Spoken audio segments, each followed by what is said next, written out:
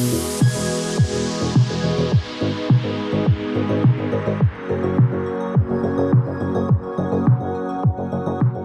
up, you guys? It's Jonathan Carter, and today we are talking about The Roses. We want everything. And he walks out of here with his face still attached. Right, Bruno? Wow. The Roses is a dark comedy film starring... Oh, you guys can see my cat here in the picture.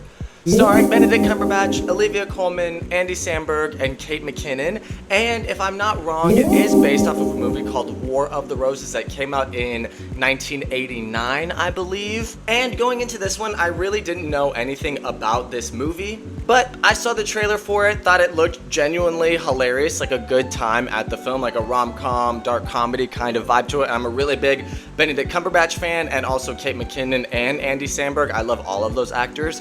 So, went into it without knowing much about this movie or about the original film, and as we get into this review, talk about my full thoughts on it, please be sure to like and subscribe. Check me out on Instagram, TikTok for shorter versions of reviews. Also check out my merch page or Spotify if you're into podcast versions of reviews. I do all my podcasts there over on Spotify. With that being said, let me know your thoughts on The Roses in the comments if you've seen it. Did you love it? Did you hate it?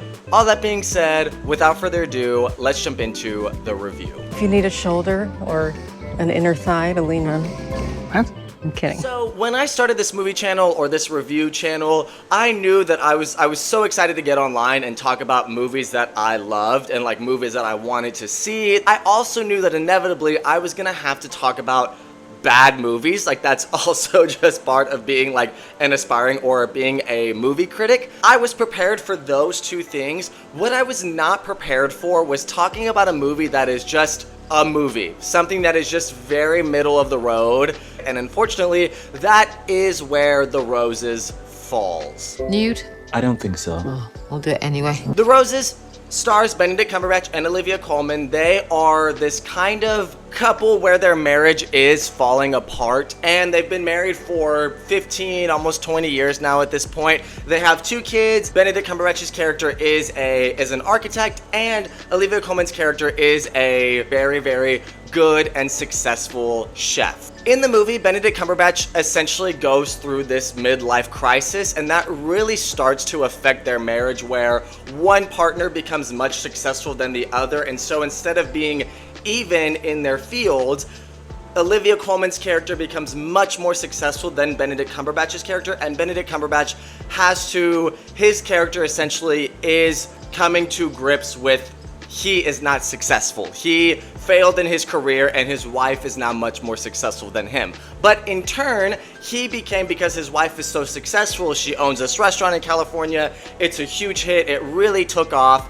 And because of the amount of money coming in, or financially, Benedict Cumberbatch is able to be a stay-at-home father and raise their 2 kids. But with that comes also the jealousy from Olivia Colman's character, who cannot be with her kids because her job has pulled her away from her family. So she is now battling with that gut punch that she does not know her kids. She doesn't know who her son and her daughter are, but Benedict Cumberbatch's character has got to spend day in and day out with his kids and raise them to be the kids that he wants, the people that he wants them to be. So not only is Benedict Cumberbatch dealing with not being successful that his wife is, but his wife, Olivia Colman, is dealing with the fact that her husband gets to see their kids 1,000 times more than she does. So there's so much going on in this marriage that is against like the success of their marriage, and they're just not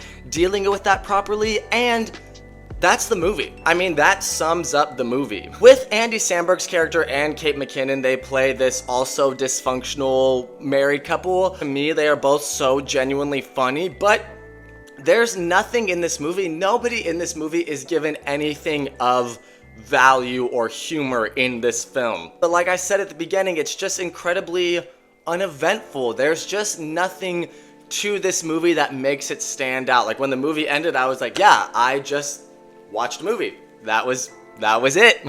What makes this film so unforgettable, mundane, middle of the road, just another everyday movie, there's nothing going on in the film. Once you're introduced to our main couple here, you kind of figure out their dysfunctional marriage. That's essentially it for an hour and 45 minutes. The movie jumps around in time a lot. It starts to get confusing exactly what timeline we're on here, and by the middle of the film, you're just watching these people live a life. There is a big boil up moment at the end, but besides that, a few jokes here and there, there's absolutely nothing going on in this movie. And so, like, the movie didn't hurt me or anything like that, but it also didn't wow me. I was like, I don't know the point of why I'm watching this movie. Why was this movie?